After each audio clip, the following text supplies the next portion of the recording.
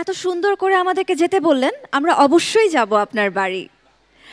দর্শক, এবার জামালপুরের ছোট্ট মেয়ে, আমাদের সর্বকনিষ্ঠ প্রতিযোগী এই আসরের মেহজাবিন মোবাশ্বেরার গল্প শুনব।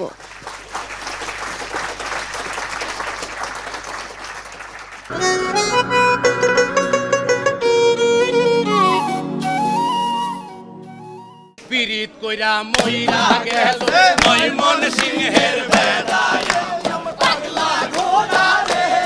ভিতরে বিচারকেরা আপনাকে কি বললেন? ভিতরে বিচারকরা বলল যে ভালো হয়েছে, একটু একটু আপনার উচ্চারণের সমস্যা আছে, সামনের বার আসেন। চমৎকার। এটা কি হলো? উনি কে হন আপনার? আমার মেয়ে হয়, আমার মেয়ে।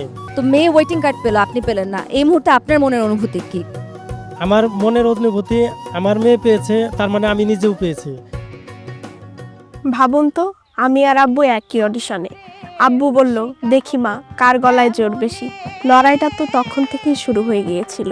করিমানা কাম ছাড়ে না, করিমানা কাম ছাড়ে না, মদনে মদনে প্রেম রসিকা হব কেমনে, আমি প্রেম রসিকা হব কেমনে।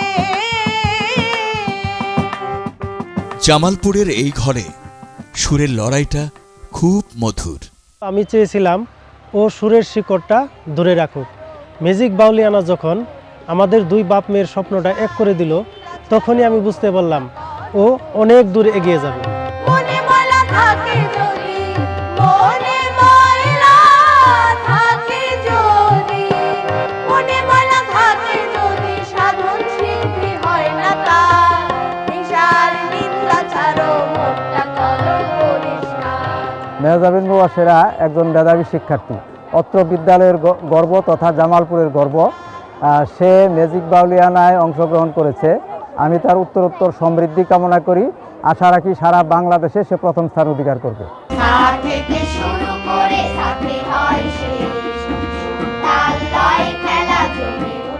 মোবাশ্বেরা ছোটবেলা থেকে আমার কাছে গান শিখে, গানের মনোযোগটা অনেক ভালো। মোবাশ্বেরা ম্যাজিক বাউলিয়ানাতে সেরা 5-এ আসে। আমি এবং জামালপুরবাসী সবাই দোয়া করুক যাতে ও আরও ভালো করে।